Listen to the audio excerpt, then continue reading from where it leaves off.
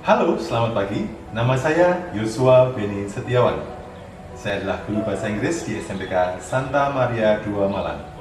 Saat ini, saya sedang menjalani pendidikan profesi guru Angkatan 1 tahun 2023 di Universitas Islam Malang. Dan inilah video Best Practice PPL 1 dan 2 saya.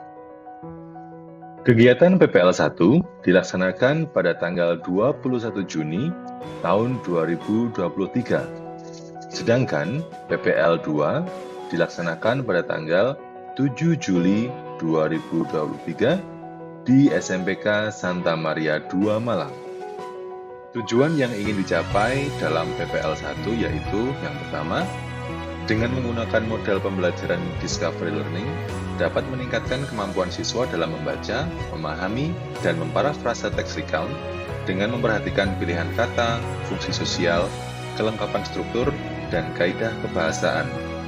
Yang kedua, dengan menggunakan online mind map sebagai media pembelajaran yang inovatif, dapat meningkatkan efektivitas pengajaran dan pembelajaran yang menyenangkan, sehingga siswa termotivasi untuk belajar. Sedangkan untuk PPL 2, tujuan yang ingin dicapai yaitu yang pertama, menerapkan pembelajaran berdiferensiasi dalam menulis teks recount berdasarkan kemampuan siswa. Yang kedua, peserta didik termotivasi belajar dengan menerapkan metode dan media pembelajaran inovatif. Dalam menyusun cerita praktik baik PPL 1 dan 2 ini, saya menggunakan metode STAR. STAR merupakan singkatan.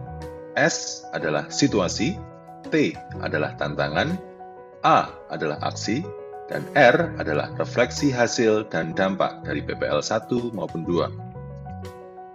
Yang pertama, situasi. Situasi PPL 1. Latar belakang masalah PPL 1 ada dua. Yang pertama yaitu peserta didik kesulitan memahami dan memparafrase teks recount. Yang kedua, cara mengajar guru tentang materi teks tidak efektif dan tidak menyenangkan. Kenapa praktik baik ini perlu dibagikan? Yang pertama, dengan menerapkan Discovery Learning, peserta didik menjadi lebih aktif dan proses pembelajaran akan berfokus pada peserta didik atau student-centered. 2. Peserta didik lebih menikmati dan merasa senang dengan model pembelajaran Discovery Learning. 3. Pembelajaran yang menggunakan media pembelajaran inovatif atau online mind map lebih diminati oleh peserta didik. 4. Proses pembelajaran berjalan secara runtut dan terstruktur. 5. Tujuan pembelajaran dapat tercapai.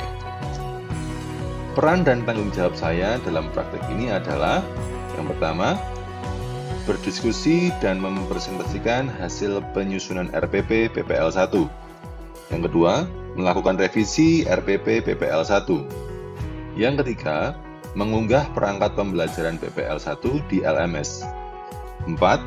Melaksanakan PPL 1 berdasarkan perangkat yang sudah dibuat. 5. Mendokumentasikan proses pelaksanaan PPL dalam bentuk video. 6. Mengunggah video tanpa editing 80 menit pada LMS. 7. Mengunggah video yang sudah diedit dengan durasi 15 menit pada LMS. Yang ke-8 atau yang terakhir, melakukan refleksi kegiatan yang sudah dilaksanakan. Situasi PPL 2. Dalam PPL 2, latar belakang masalahnya yaitu guru belum menerapkan pembelajaran berdiferensiasi. Yang kedua, cara mengajar guru tidak efektif dan tidak menyenangkan. Kenapa praktik baik dalam PPL 2 ini perlu dibagikan? Alasannya, yang pertama, peserta didik mampu menulis teks recount sesuai level mereka dengan penggunaan pembelajaran berdiferensiasi. Yang kedua, peserta didik lebih senang dan termotivasi. Yang ketiga, media inovatif yang digunakan, yaitu storyjumper.com, lebih diminati oleh peserta didik. Peran dan tanggung jawab saya sebagai guru dalam PPL 2 ini kurang lebih hampir sama dengan PPL 1, mulai dari menyusun RPP sampai pada refleksi kegiatan. Tantangan PPL 1 dan 2. Untuk tantangan yang saya hadapi, saya bagi menjadi dua jenis. Yang pertama adalah tantangan teknis, yang kedua adalah tantangan proses belajar mengajar. Kita mulai dari yang pertama, tantangan teknis. Tantangan teknis yang saya hadapi antara lain kualitas gambar kamera yang tidak bagus karena kamera seadanya. Yang kedua, kegiatan PPL 1 dan 2 dilaksanakan pada saat libur kenaikan kelas, sehingga cukup sulit untuk mencari peserta didik. Yang ketiga, penulis tidak mempunyai Zoom Premium untuk merekam dengan durasi yang lama. Yang keempat, tidak ada program editing video yang dimiliki oleh penulis. Sedangkan untuk tantangan dalam proses belajar mengajar, untuk PPL 1 tantangannya, yang pertama adalah pronunciation siswa yang masih kurang. Selanjutnya ada vocabulary yang masih kurang dari siswa. Yang ketiga ada time management. Yang keempat adalah presentasi kelompok yang tidak maksimal. Untuk PPL 2, tantangan yang saya hadapi adalah siswa kesulitan menyusun kalimat menjadi paragraf yang padu. Yang kedua, peer correction yang harusnya dilakukan oleh ketua kelompok tidak berjalan dengan baik.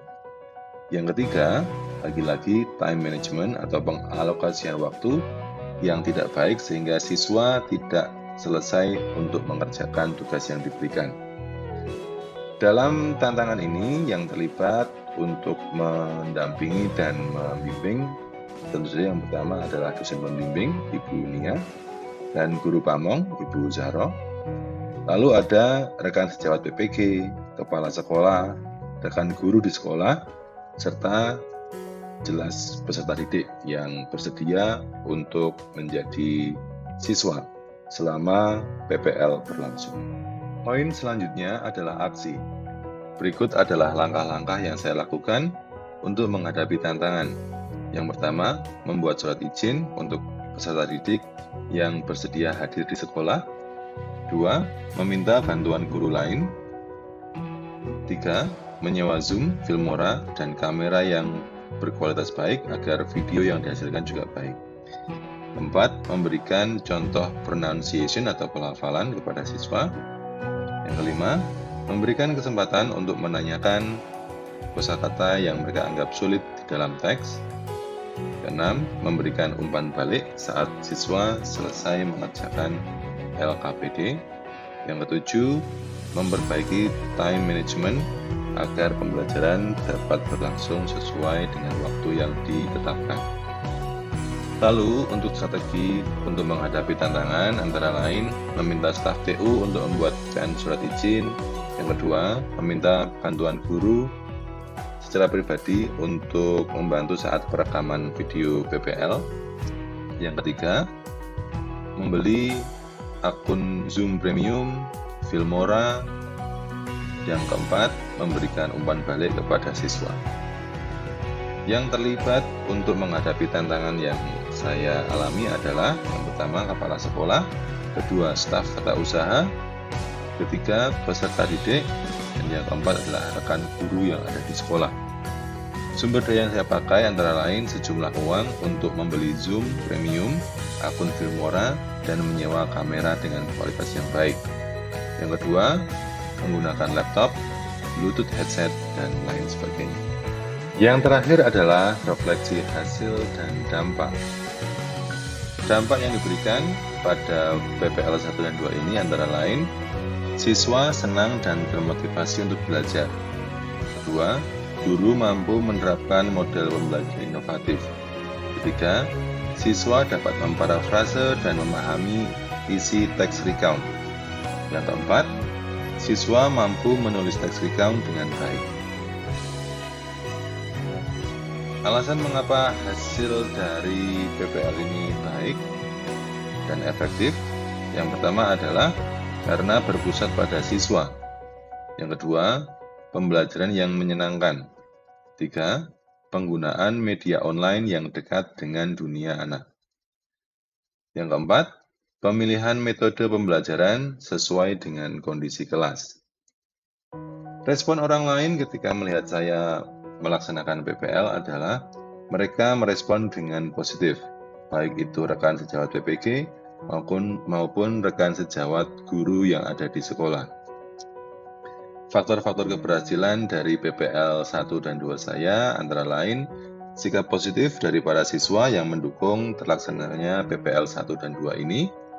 Yang kedua, dukungan dari sekolah dan kepala sekolah terkait dengan sarana dan prasarana. Yang ketiga adalah saran dan masukan dari dosen pembimbing maupun guru pamong. Pepatah mengatakan tidak ada gading yang tidak retak. Artinya, tidak ada sesuatu yang sempurna. Begitu pula yang terjadi pada proses kegiatan PPL 1 dan 2 saya. Masih terdapat kegagalan yang saya temui. Kegagalan yang terjadi adalah kualitas video yang buruk pada video PPL 1 karena menggunakan kamera yang seadanya. Lalu, selama proses pembelajaran ini, saya belajar banyak hal. Antara lain, sebagai guru, kita harus mempersiapkan pengajaran dengan baik dan mempersiapkan segala sesuatunya dengan baik. Yang kedua, siswa akan termotivasi belajar dengan model pembelajaran dan media inovatif, sehingga perlu bagi guru untuk mempersiapkan pembelajaran dan media inovatif yang akan digunakan di dalam kelas. Yang ketiga, siswa akan merasa senang bila pembelajaran berpusat pada mereka atau student-centered. Hal ini dapat mempengaruhi motivasi belajar mereka. Yang terakhir adalah perlu bagi guru untuk memberikan umpan balik dan juga pendampingan agar tujuan pembelajaran dapat tercapai sehingga anak-anak atau peserta didik mampu untuk mencapai tujuan pembelajaran yang diinginkan oleh guru.